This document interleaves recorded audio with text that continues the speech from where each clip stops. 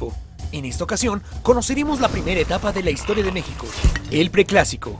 Pero antes, hay que decir que en el pasado previo a la llegada de los españoles, hubo 3 periodos. El Preclásico, origen y formación de las primeras civilizaciones. El Clásico o apogeo, la consolidación de las grandes ciudades. Y el Posclásico o ocaso, el dominio del Imperio Mexica que culminó con la llegada de los españoles. Ahora sí, regresemos. El Preclásico. Miles de años en el pasado, el enorme continente americano fue habitado por cazadores-recolectores que aprendieron paulatinamente a crear herramientas de piedra, hueso y otros materiales. Los habitantes eran nómadas, o sea, que se mudaban continuamente en busca de alimento. Pero todo cambió al instante que, al descubrir que las semillas podían sembrarse y cultivarse, culminaron en el cambio revolucionario de la agricultura. Ahora, establecidos en un solo lugar, crearon aldeas, compuestas por unas 5 o 10 chozas, donde dejaron atrás el comportamiento nómada y comenzaron el sedentarismo. Los primeros aldeanos perfeccionaron las técnicas agrícolas y domesticaron el maíz. Era de tal importancia que llegó a ser adorado como algo divino. La agricultura permitió algo nunca antes visto: la abundancia de los alimentos. También se crearon vasijas, nació la alfarería y figurillas de barro. Además de todo, algunos pobladores acumularon los granos de maíz, mientras que la población de las aldeas aumentaba. Sus casas crecieron y construyeron pozos para resguardar los granos. Las aldeas más pequeñas y con menos recursos ahora dependían de las más grandes, lo que fue creando los primeros centros de poder. Ahí, gracias a la abundancia, algunos aldeanos podían especializarse en actividades distintas a la agricultura, como la cestería, la alfarería o el comercio, y los primeros gobernantes y líderes espirituales. Había suficiente humedad para la agricultura, suficiente agricultura para el maíz y suficiente maíz para todos. No así en zonas más áridas, como en Oasis América y Árido América, donde la mayoría de los pobladores aún eran nómadas. Preclásico temprano. Los vestigios de antiguas civilizaciones se han encontrado en Oaxaca, en Chiapas, Guerrero, Veracruz, Tabasco, Guatemala y El Salvador. Ahí las pequeñas aldeas crecieron y construyeron los primeros edificios, que ya no eran habitacionales, sino que eran templos, plataformas de tierra y piedras que en la cúspide tenían un espacio de adoración, donde se realizaron los primeros rituales religiosos. Los lugares con templos se convirtieron en las primeras capitales. Es posible que comenzaran divinizando a algunos animales, a los que les conferían poderes sobrenaturales. Había sacerdotes respetados e importantes para la sociedad y para el gobierno. El territorio mesoamericano estuvo repleto de capitales, que intercambiaban muchas cosas entre sí, entre alimentos, objetos y, por supuesto, las ideas, aunque hablaran lenguas diferentes entre sí.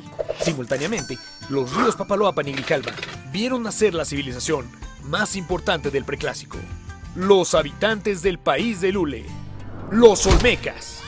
El área, ahora ocupada por Veracruz y Tabasco, otorgaba una gran riqueza natural que propició un desarrollo acelerado. Los olmecas eran grandes comerciantes. Esto les obligaba a viajar y transmitir sus conocimientos, su lengua, su estilo artístico y algunos elementos de su religión. Por eso influyeron en todo el desarrollo cultural mesoamericano. En sus 3 ciudades más importantes, había templos ceremoniales, construcciones habitacionales, ofrendas subterráneas e incluso las primeras obras de drenaje. Pero lo más sorprendente eran las enormes cabezas colosales, que retrataban a los personajes más importantes de su región, como los gobernantes, los sacerdotes o héroes mitológicos. Por si fuera poco, también desarrollaron el primer sistema de escritura de Mesoamérica, de tipo jeroglífico, poco a poco perfeccionada e inscrita en diversas piedras y esculturas. Al mismo tiempo, otras ciudades florecían en diversos lugares de Mesoamérica. Todas ellas tenían una marcada influencia de los olmecas, desde Belice y Guatemala hasta el área de Jalisco. Ahí se construyeron edificios adornados con esculturas, se comenzó a practicar el juego de pelota como un ritual religioso e incluso se desarrollaron diferentes formas de escritura jeroglífica. El Preclásico medio. Además de aumentar su tamaño, todas estas capitales y aldeas cercanas tenían cada vez más pobladores. Los edificios eran cada vez más grandes y los caminos y obras hidráulicas permitían una producción agrícola cada vez mayor. Un ejemplo de esto es Cuicuilco, convertido en la zona más importante del centro. Se hallaba en un punto comercial estratégico, comunicaba a varias ciudades y estaba rodeado de mucha agua y riquezas naturales. También contaba con un sistema hidráulico propio y un distintivo templo circular que alcanzaba los 27 metros de altura. Cuicuilco significa lugar donde se hacen cantos y danzas. un indicio de la importancia de la religión y de su centro ceremonial. El preclásico tardío. El esplendor de Cuicuilco acabó con el monumental desastre de la erupción del volcán Xitle, y se le unió la erupción del volcán Popocatépetl, que impactó a las zonas de Cholula y Totimehuacán. Ambas erupciones dieron pie al crecimiento de Teotihuacán, lugar que albergó a los sobrevivientes, quienes contribuyeron al apogeo de la gran ciudad con adoratorios al sol y a la luna.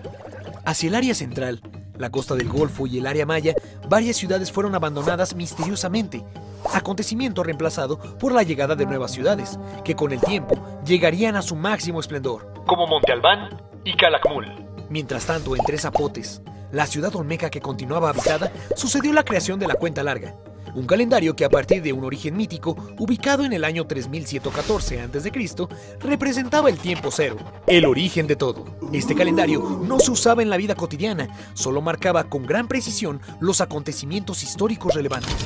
La Cuenta Larga indicó mucho antes que otras culturas, como la India, la existencia del cero.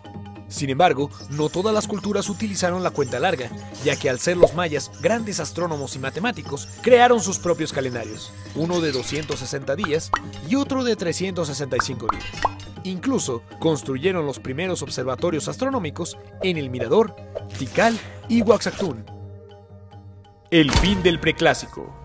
El culto incluyó a diversos animales y elementos de la naturaleza, como la lluvia, el sol, la luna o el maíz. La escritura se desarrolló de forma distinta en cada zona y se plasmó en vasijas, estelas y esculturas. También los gobiernos se fortalecieron y surgieron las figuras del noble, señor o rey en el área maya, por lo que se consolidaron los linajes y el poder centralizado. Cuando culminó el periodo preclásico, el territorio mesoamericano albergaba a una gran diversidad cultural, sin descartar la notoria influencia olmeca. Sin embargo, fueron decayendo y despoblando no por una catástrofe, sino por un reacomodo de la población que dio fin al apogeo olmeca y vio nacer el dominio de otras culturas.